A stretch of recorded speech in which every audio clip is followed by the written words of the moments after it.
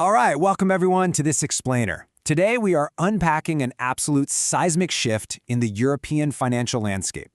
For years, as Italian retail investors, we've kind of been conditioned to look inward at our own national debt, right? We treat our own financial struggles as the main risk to our savings. But the ground beneath the Eurozone is shifting, and the epicenter? It's not Rome, it's actually Paris. So, as a financial analyst, I'm going to guide you through this really complex crisis, breaking down exactly what is happening to the French economy and, absolutely most importantly, what it means for your diversified portfolios, your mortgages, and your hard-earned savings. Okay, let's get right into it. Look closely at these two numbers right here. A difference of just 1/100th of a percentage point. I mean, it looks like literally nothing, right?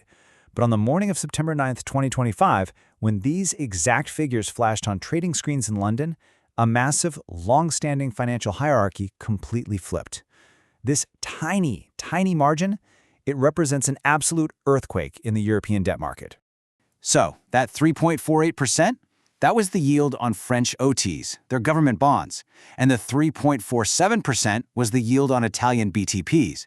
We basically witnessed a historic sorpasso, a complete overtaking. For the first time since the Euro crisis, the financial markets literally judged lending money to France as riskier than lending it to Italy. There were even times during recent trading sessions where France was paying higher yields than Greece. Honestly, this is a staggering reversal of roles, and it demands our immediate attention. So, here's our roadmap for today's explainer. We're going to cover 1. The historic overtaking. 2. The roots of the deficit. 3. The debt trap. 4. Why no one can save it. And finally, 5. The impact on your savings. All right, part 1, the historic overtaking. You really have to ask, how does an economic titan, we're talking about the nation of Airbus, of Louis Vuitton, a country that boasts the largest nuclear energy park in all of Europe. How do they reach this point? Well, the truth is, this yield inversion wasn't some sudden overnight event, not at all. It's really the final bill coming due for half a century of accumulated choices. Since 1974, Paris has spent more than it has collected every single year. And that's through conservative governments, liberal governments, periods of huge economic growth, and deep recessions. The deficit has just been a constant. So this is really about objective long-term fiscal habits, completely setting aside the politics of any single administration. Which brings us to Section 2, the roots of the deficit. To really grasp the gravity of this situation, we've got to look at the underlying macroeconomic engine. France spends a staggering 57% of its gross domestic product on public spending. Just to put that into perspective, look at its peers. Germany sits at 48%, and the US is way down at 38%. More than a third of the entire French GDP goes directly to social protection, stuff like pensions, healthcare, housing subsidies. Literally no other major developed economy operates with this immense weight of public expenditure. So, what's the mathematical reason it's so high? It all comes down to demographics. Their pay-as-you-go pension system was brilliantly designed, sure.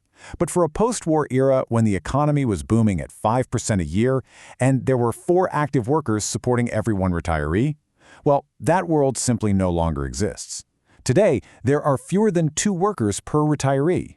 You combine that with a life expectancy that now tops 83 years, and you have this beautiful social achievement that has unfortunately morphed into a crushing, mathematically unsustainable financial burden.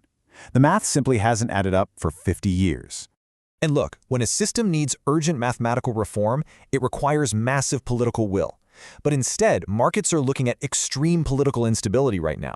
In recent years, we've seen this rapid, almost dizzying turnover of prime ministers. Barnier falling after 90 days, Bayrot lasting 9 months, Lecornu resigning in mere weeks. And we're viewing this strictly as a market risk factor, right? Because when governments fall, every single time they try to trim the budget, like that fierce backlash we saw to raising the retirement age, fiscal reform just gets paralyzed. If you touch the machine, it destroys you. If you don't touch it, the national accounts just bleed.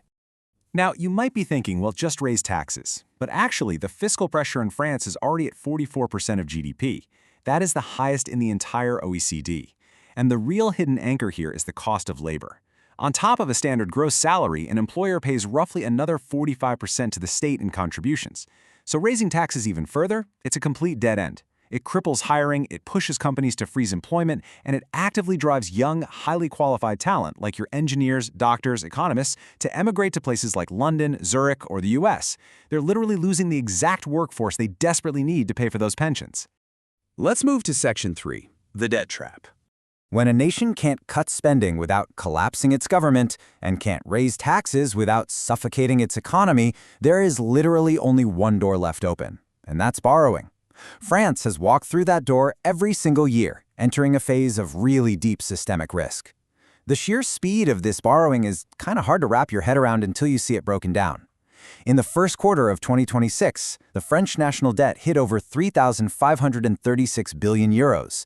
It grew by over 75 billion euros in just 90 days. That means their debt is expanding by more than 800 million euros every single day, Saturdays and Sundays included.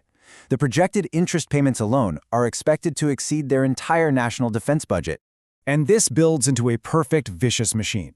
For years, 0% interest rates kind of masked this problem. Borrowing was virtually free. But with inflation and the European Central Bank jacking up rates, the trap has officially sprung. It works like this. Higher interest rates lead to larger deficits. A larger deficit requires issuing even more debt. More debt lowers market trust, and lower trust forces bond yields or interest rates even higher. The cycle just feeds itself. When your economy is barely growing at a fraction of a percent, but you're financing your massive debt at nearly 4%, you aren't just slowing down, you are actively sinking. Section 4. Why no one can save it.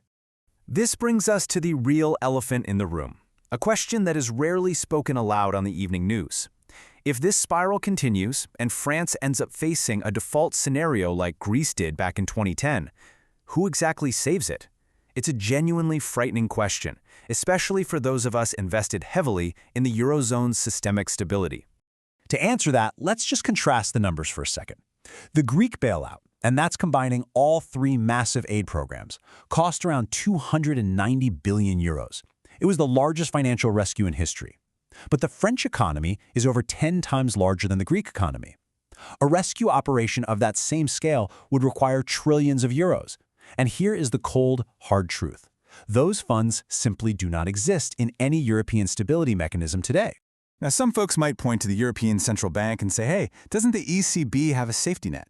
The Transmission Protection Instrument, or TPI shield, created in 2022 to buy the bonds of a country under market attack. Well, we need to dispel that myth right now. By the ECB's own strict regulations, this shield is only available to countries that respect EU budget rules. Because France has been placed under an excessive deficit procedure, they are technically locked out of this protection. If the market attacks tomorrow, the ECB's hands are currently tied by their own rulebook.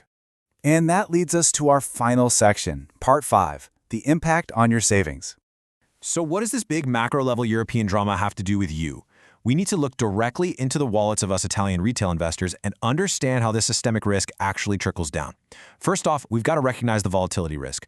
Over 50% of French debt is held by foreign entities, and the Bank of France has noted a seriously growing presence of speculative funds.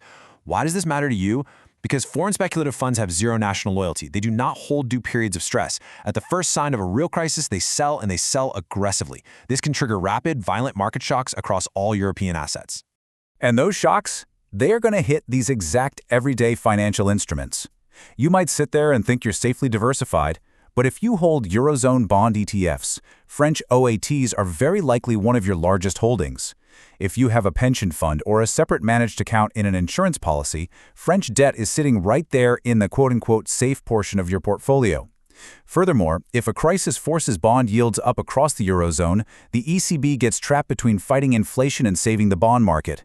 That stress directly influences the Euribor, which, as we know, dictates the rate on your variable rate mortgage right here in Italy. This whole reality reveals a pretty fascinating impartial observation of the Italian paradox. The market pricing today tells us that an Italian BTP is currently viewed as more credible than a French OAT. And let's be clear, this isn't because Italy's economy is magically healed or devoid of debt. Far from it, Italy remains highly vulnerable. But the markets recognize that Italy has spent the last decade enduring the incredibly painful, austere reforms that France is still actively refusing to face. The risk is essentially priced in for Italy. It is just being discovered for France. So, as we wrap up this explainer, I really want to leave you with this final, vital question.